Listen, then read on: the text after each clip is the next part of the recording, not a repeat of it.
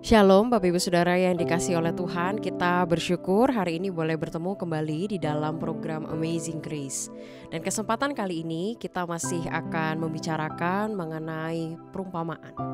Dan kali ini kita akan membicarakan mengenai perumpamaan tentang pohon ara yang tidak berbuah. Perumpamaan ini itu terambil di dalam Lukas 13 ayat 6-9. Izinkan saya untuk membacakan untuk kita sekalian. Lalu Yesus mengatakan perumpamaan ini. Seorang mempunyai pohon ara yang tumbuh di kebun anggurnya, dan ia datang untuk mencari buah pada pohon itu. Tetapi ia tidak menemukannya. Lalu ia berkata kepada pengurus kebun anggur itu, "Sudah 3 tahun aku datang mencari buah pada pohon ara ini, dan aku tidak menemukannya. Tebanglah pohon ini, untuk apa ia hidup di tanah ini dengan percuma?" Jawab orang itu, "Tuan, biarkanlah dia tumbuh tahun ini lagi. Aku akan mencangkul tanah sekelilingnya dan memberi pupuk kepadanya. Mungkin tahun depan ia berbuah, jika tidak, tebanglah dia." Bapak Ibu Saudara sekalian, dalam perumpamaan ini itu dikisahkan memang ada satu orang yang memiliki pohon ara yang ditanam itu di tengah kebun anggur. Nah, pada zaman itu orang Israel sangat lumrah untuk melakukan ini, yaitu menanam pohon ara di tengah pohon anggur. Pemilik pohon ara itu harus menunggu paling tidak 3 tahun untuk sampai pohon ara itu menghasilkan buahnya. Bahkan dalam hukum Musa di dalam Imamat 19 ayat 23 itu dikatakan perlu menunggu 3 tahun lagi sebelum buahnya itu dinyatakan bersih.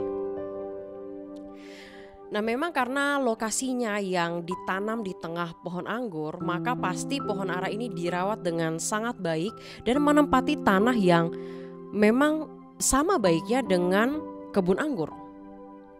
Bahkan pohon ara itu tumbuh dengan mengambil kelembapan dan gizi dari pohon anggur yang ada di sekitarnya.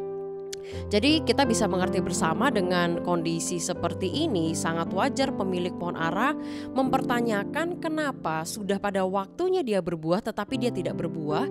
Dan kedua, mengapa ketika dia sudah ditanam di tempat paling baik di sekeliling pohon anggur tetapi dia juga tidak menghasilkan buahnya. Padahal waktunya sudah sesuai dan dia mendapatkan perawatan yang sangat baik. Nah, tentunya kalau kita berbicara di tengah konteks Israel, pohon ara itu memainkan peranan yang sangat kuat dalam kehidupan bangsa Israel.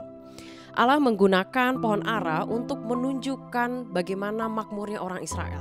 Tetapi di sisi lain, ketika Allah tidak senang dengan ketidaksetiaan Israel kepada Allah, maka Allah juga akan mengumpamakan Israel seperti pohon anggur dan pohon ara yang tidak berbuah. Nah, Israel itu sebagai sebuah bangsa itu dilambangkan dengan pohon ara. Mengapa demikian? Karena seperti pohon ara yang ditanam di tengah pohon anggur, Israel itu telah menerima tanda bahwa dia itu dipilih di antara kebun anggur Allah ini. Dan ia mempunyai hak yang sangat istimewa. Tetapi ingat, hak istimewa ini menuntut adanya tanggung jawab, yaitu berbuah. Bapak Ibu Saudara sekalian, jika kita melihat pada konteks perumpamaan pohon ara ini, di mana Tuhan Yesus menyampaikan perumpamaan ini, kita akan menemukan konteksnya itu ada di tengah konteks historis mengenai perbuatan Pilatus yang mengerikan, yaitu dia mencampur darah orang Galilea dengan darah korban persembahan mereka. Pertanyaan yang muncul di sana disebutkan adalah apakah orang Galilea yang dibunuh ini adalah orang-orang berdosa yang membayar hukuman ilahi? Tuhan Yesus dengan tegas menjawab tidak gitu. Nah, Tuhan Yesus justru menekankan di sini bagi pendengarnya, harusnya kamu itu bertobat. Kalau tidak, kamu akan binasa. Apakah kalian menyangka bahwa ketika 18 orang yang mati ditimpa menara dekat Siloam itu lebih besar kesalahannya daripada kesalahan orang lain yang diam di Yerusalem?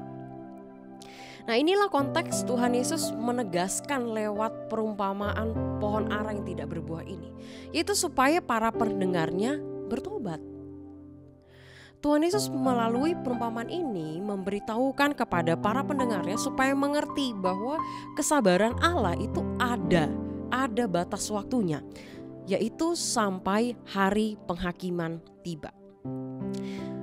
Ketika waktu yang dianugerahkan Allah untuk bertobat telah selesai, maka penghakiman Allah yang akan dilangsungkan.